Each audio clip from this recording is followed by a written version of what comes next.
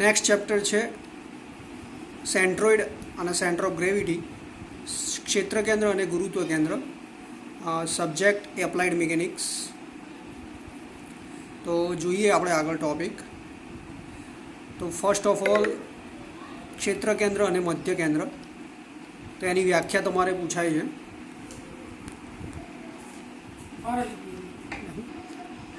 ક્ષેત્ર કેન્દ્ર એટલે કે કોઈ બી ઓબ્જેક્ટ હોય એ ઓબ્જેક્ટનું સમગ્ર ક્ષેત્રફળ કેન્દ્રિત થયેલું હોય તેને ક્ષેત્ર કેન્દ્ર કહે છે.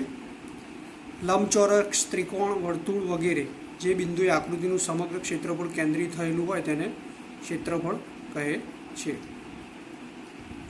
આગળ જોઈએ સેન્ટર ઓફ ગ્રેવિટી. આની અંદર તમારે ફક્ત માસ આવશે, એટલે કે દ્રવ્યમાન. બરાબર. ઓબ્જેક્ટ છે ઘન, લંબઘન, શંકુ, ગોળો વગેરેમાં જે બિંદુએ વસ્તુનું સમગ્ર દ્રવ્યમાન કેન્દ્રિત થયેલું હોય તેને સેન્ટર ઓફ ગ્રેવિટી કહે છે. બંને વ્યાખ્યા પૂછાય છે. આગળ છે ડિફરન્સ. બરાબર. સેન્ટ્રોઇડ અને centre of gravity. First of all આપણે જે જોયું એ પ્રમાણે ક્ષેત્રફળ કેન્દ્રિત થયેલું હોય તેને સેન્ટ્રોઇડ કહે છે. દ્રવ્યમાન કેન્દ્રિત થયેલું હોય તેને સેન્ટર ઓફ ગ્રેવિટી કહે છે. સેન્ટ્રોઇડમાં 2D અને સેન્ટર ઓફ ગ્રેવિટીમાં 3D વસ્તુઓ માટે વપરાય છે. ચોરસ, લંબચોરસ, ત્રિકોણ, વર્તુળ, ઘન, લંબઘન, શંકુ, ગોળો વગેરે. ઓકે, આ તમારી થિયરી છે. હવે આગળ આ જે છે એની અંદર તમારે ઓબ્જેક્ટ જે આપેલા છે, ઘનફળ છે, શંકુ છે, સિલિન્ડર, સ્ફિયર, હેમિસ્ફિયર, તો એની અંદર તમને આ એક્સ બાર અને વાય બાર એ તમારે લખવાનું હોય છે. એટલે એક્સ બાર આર, વાય બાર h/2 અને વોલ્યુમ પૂછાય તો વોલ્યુમ. બરાબર. એવી જ રીતે ઉપરના પણ અલગ અલગ ઓબ્જેક્ટ છે, જેમ કે rectangle, right angle triangle, circle. Okay, એમાં પણ તમારે એક્સ બાર અને વાય બાર એ તમારે ડાયરેક્ટ યાદ રાખવાના છે, પણ એ એક્ઝામ્પલમાં તમારે યુઝ થાય છે. ઓકે, હવે મેઇન જે થિયરી છે એ આપણે જોઈએ. Axis of reference. ઠીક છે. તો એની અંદર ટી સેક્શન આપેલું છે તમને. તો એ ટી સેક્શનની અંદર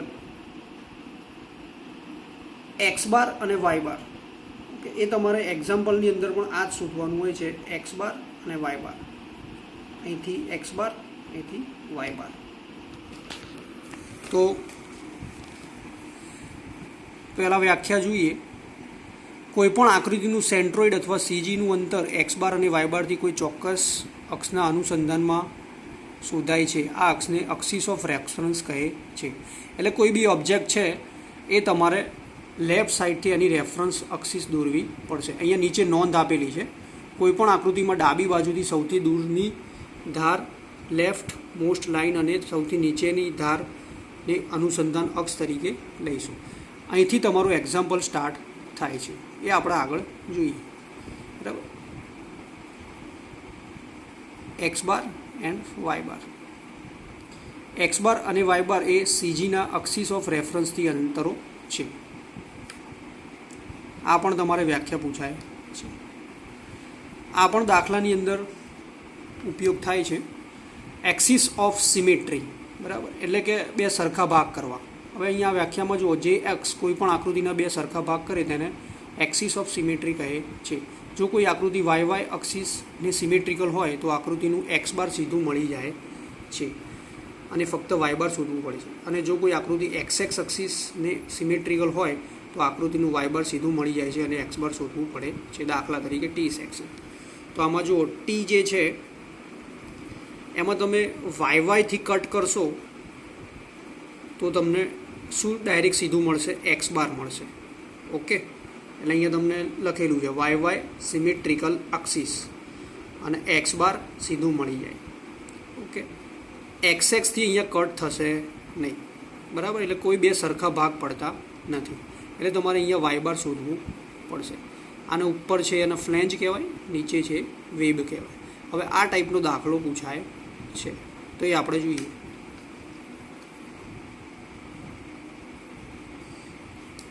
એવી જ રીતે બીજા સેક્શન છે એ જોઈ લઈએ. ખાલી સી સેક્શન, તેમાં જુઓ એક્સ સિમેટ્રિકલ.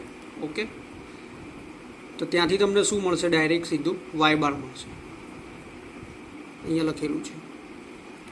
એવી જ રીતે આઈ સેક્શન, તો આની અંદર બંને ડાયરેક્ટ મળશે, વાયથી એક્સ એક્સિસ અને વાય એક્સિસ. તો એક્સ એક્સિસથી વાય બાર સીધું મળે, વાય એક્સિસથી એક્સ બાર મળે. અહીંયા પણ એ તમને મળી જશે.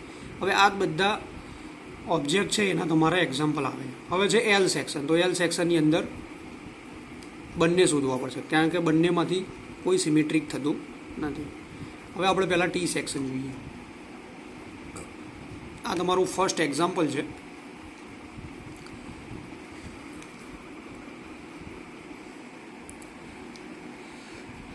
એક ટી સેક્શનની ફ્લેન્જ 20 × 2 સેન્ટીમીટર અને વેબ 30 × 2 સેન્ટીમીટર છે, તો તેનું ક્ષેત્ર કેન્દ્ર શોધો. આ તમારું ટી સેક્શન છે. 20 × 2 શું છે એ તમને શું કહેવાય છે? ફ્લેન્જ. અને નીચે છે 30 × 2, એ તમારી છે વેબ. 30 અને 2. એવી જ રીતે 20 × 2, 30 × 2. ઓકે, હવે આવા તમારે જોવું પડે કે ક્યાંથી તમારે સિમેટ્રિકલ થાય છે? વાય એક્સિસથી. તો તમને ડાયરેક્ટ શું મળશે? એક્સ બાર મળશે. તો આ તમારું ટોટલ કેટલું છે? 20. તો 20નું અડધું કેટલું થશે? 10. તો એક્સ બાર તમને ડાયરેક્ટ મળી જશે. પણ એના પહેલાં તમારે રેફરન્સ એક્સિસ ડ્રો કરવી પડે. આ તમારી રેફરન્સ એક્સિસ છે. ઓકે, લખ્યું છે રેફરન્સ એક્સિસ. તો 30 અને 2 આ ટોટલ વર્ટિકલ ડિસ્ટન્સ છે. ઓકે, હવે રેફરન્સ એક્સિસથી જ તમારે બધા ડાયમેન્શન લેવાના. તો અહીંથી વાય એક્સિસ કેટલું થશે? 20ના અડધા 10. એટલે તમને અહીંયા બતાવેલું છે. આપેલ સેક્શન વાય અક્ષને સિમેટ્રિકલ છે. તો એક્સ બાર બરાબર 20 × 2, તો 10 સેન્ટીમીટર. તો વાય બાર શોધવો મળે, એટલે એક્સ બાર તમને મળી ગયું. ઓકે, એવી જ રીતે હવે આ જે એક્ઝામ્પલ છે એની અંદર તમારે પાર્ટ આપી દેવાના. જે બી ઓબ્જેક્ટ આપેલો હોય, દાખલા તરીકે ટી છે, તો આ જે પાર્ટ છે એ 1 પાર્ટ, અને અહીંથી તમારું સેકન્ડ પાર્ટ. ઓકે, તો પાર્ટ 1 માટે અને પાર્ટ 2 માટે. હવે એનું ફોર્મ્યુલા છે, પહેલાં ફોર્મ્યુલા જોઈએ.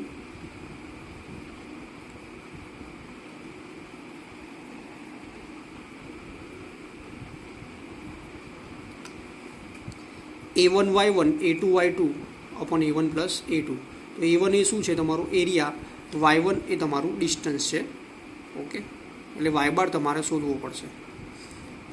તો પાર્ટ 1 માટે એરિયા 1 શું થશે? 20 × 2, તો 20 × 40. હવે y1 કઈ રીતે તમને મળશે? એ તમારે રેફરન્સ એક્સિસથી તમારે ડાયમેન્શન લેવું પડશે. તો અહીંયા આ રેફરન્સ એક્સિસ છે તમારી y1, એટલે તમારું વર્ટિકલ ડિસ્ટન્સ. તો 30 તો છે જ ઓલરેડી, એટલે 30 લખ્યા. પ્લસ પાર્ટ 1 એનું સેન્ટર ડિસ્ટન્સ. તો 2 છે, 2નું સેન્ટર કેટલું થશે? 1. તો 30 + 1 એટલે 31 સેન્ટીમીટર. ઓકે, એવી જ રીતે પાર્ટ 2 એરિયા 2 30 × 2, એટલે 30 × 60 એરિયા 2. એવી જ રીતે y2, તો આનું ટોટલ 30 / 2. બરાબર. જે પાર્ટ આપેલો હોય એનું રેફરન્સ એક્સિસથી એનું સેન્ટર ડિસ્ટન્સ. ઓકે, જે પાર્ટ હોય એનું રેફરન્સ એક્સિસથી તેનું સેન્ટર. પાર્ટ 2 હોય તો પાર્ટ 2 સુધીનું સેન્ટર, અને પાર્ટ 1 હોય તો રેફરન્સ એક્સિસથી પાર્ટ 1 સુધીનું સેન્ટર. પણ આગળનું રેફરન્સથી તમારે ટોટલ કાઉન્ટ કરવું પડશે.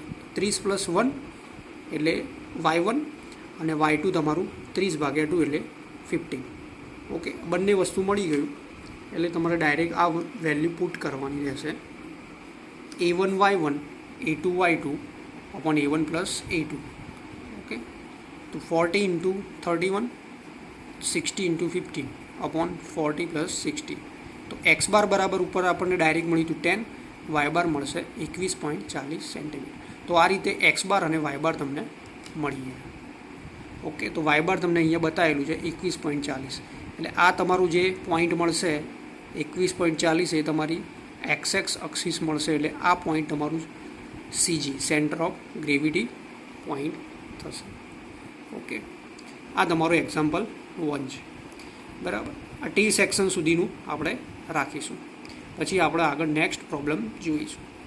ઓકે, એટલે બુકમાં તમે જોઈ લેજો, બધા ના ખબર પડે તો પછી પૂછજો.